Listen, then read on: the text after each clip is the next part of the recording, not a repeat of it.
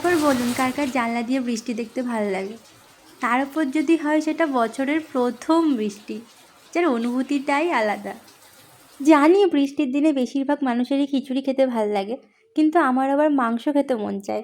তাই তড়িঘড়ি deep fridge থেকে বার করে ফেললাম কিছু জমাট বাঁধা মাংস। এবার এটাকে বেশ ভালো করে পরিষ্কার করে একটু বেশি করে লঙ্কা দিয়ে ঝাল ঝাল করে মুরগির মাংসের ঝোল বানাবো। আর সঙ্গে থাকছে ধোয়া ওটা গরম ভাত। আজ দুপুরটা আমার জাস্ট জমে যাবে। আজকে চিকেন রান্নার পুরো পদ্ধতিটাই আপনাদের সাথে শেয়ার করলাম। যেহেতু আমি একেবারেই পাকা রাঁধুনি নই, তাই যদি কোনো স্টেপ ভুল করে থাকি আপনারা প্লিজ কমেন্ট বক্সে এসে আমায় টিপস দিয়ে যাবেন। পরের বার আমি সেই মতো রান্না করার চেষ্টা করব। আপনারা হয়তো শুনলে অবাক হবেন, আজ থেকে ঠিক 4 বছর আগে আমি গ্যাস জ্বালাতেও পারতাম না। আজ টুকটাক যেটুকু রান্নাবান্না পারি পুরোটাই বিয়ের পর বর হাতে ধরে শিখিয়েছে। যাই হোক, এবার মাংস রান্নায় আসা যাক। প্রথমে মাংসটাকে ভালো করে ধুয়ে এতে নুন, হলুদ, জিরে গুঁড়ো, ধনে গুঁড়ো, কাশ্মীরি লঙ্কার গুঁড়ো, টক দই, চিকেন মশলা আর কিছুটা সর্ষের তেল দিয়ে ভালো করে মেখে ঢাকা দিয়ে রেখেছিলাম ওই 30 মিনিট মতো। প্রথমে কড়াতে তেল গরম করে কেটে রাখা আলুগুলো একে একে ছেড়ে দিলাম, দেখুন একটা পড়েও গেল নিচে। তারপর এর মধ্যে দিয়ে দিলাম একে একে 1 চামচ নুন আর 1 চামচ হলুদ। এবার আলুগুলোকে লাল লাল করে ভাজবো।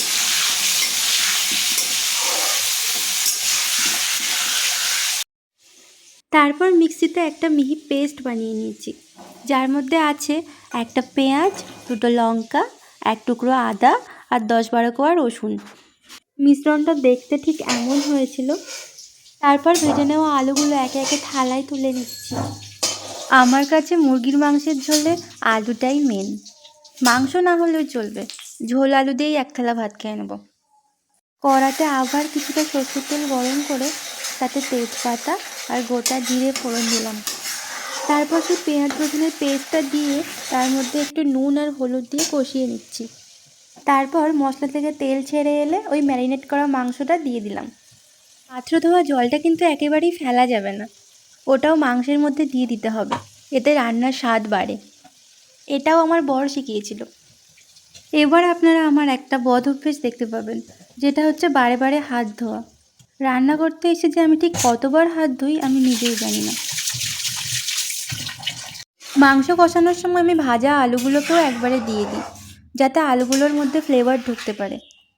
প্রসেসটা ঠিক হয় কি না জানি না, তবে আমি এভাবেই করে থাকি।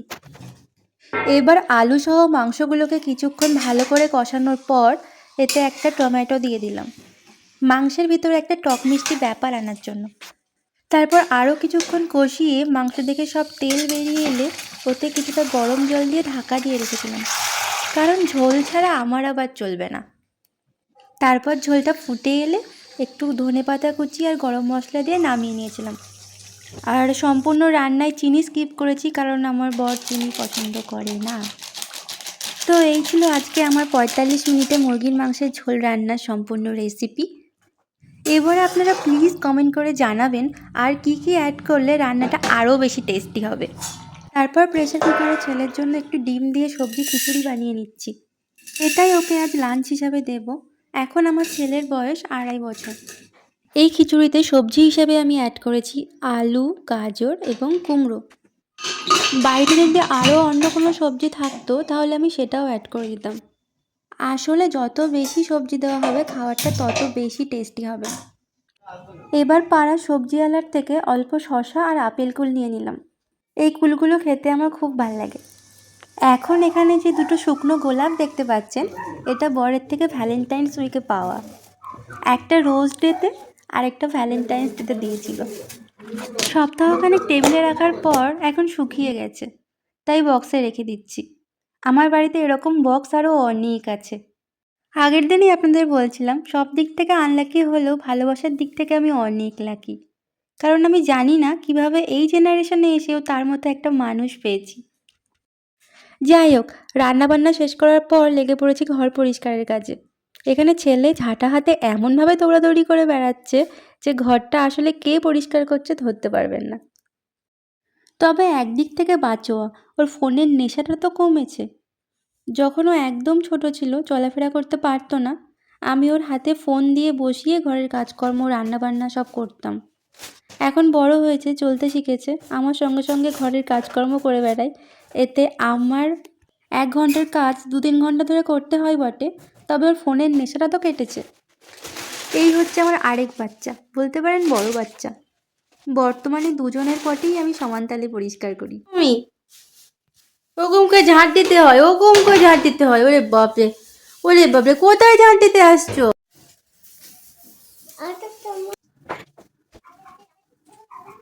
সব কিছু পরিষ্কার পরিচ্ছন্ন করে ঘরটা খুব তাড়াতাড়ি মুছে নিচ্ছি, কারণ 1টা বাজে প্রায়। এরপর স্নান করব, পুজো করব, ছেলেকে খাওয়াবো, তারপর আমরা খাবো, সব মিলিয়ে অনেক কাজ।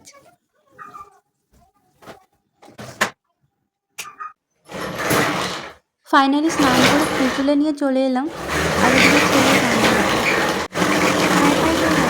মাথা থেকে পড়ে যাবে সেদিকেও দেখি। ঠাকুর পুজো করে নেওয়ার পর ওয়াশিং মেশিনে কিছু জামা কাপড় কাচতে দিয়েছিলাম, দেখলাম সেগুলো কাচা হয়ে গেছে, তো এগুলো আগে মেলবো, তারপর ছেলেকে খাওয়াবো।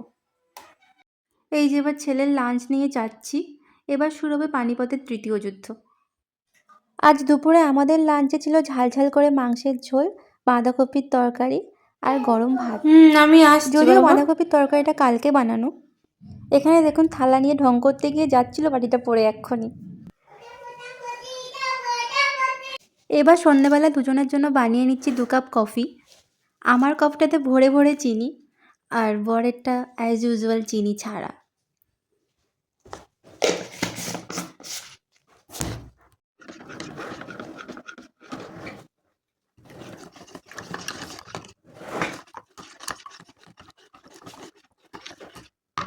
কফি খাওয়ার পর বর কিছু মিষ্টি এনে দিল, কারণ মিষ্টি খেতে আমার খুব ভালো লাগে।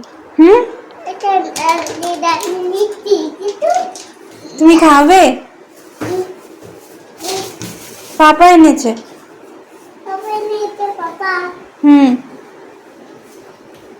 কোথায় নিয়ে যাচ্ছ? পাপার কাছে নিয়ে চলে যাচ্ছ? পাটি করে নি দাও। Thank you. 4টে ক্ষীরকদম আর এই কমলা মিষ্টিগুলোর নাম জানি না। নাও।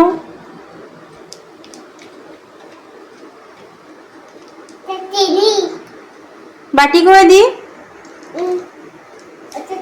হাতে করে নিয়ে পালালে।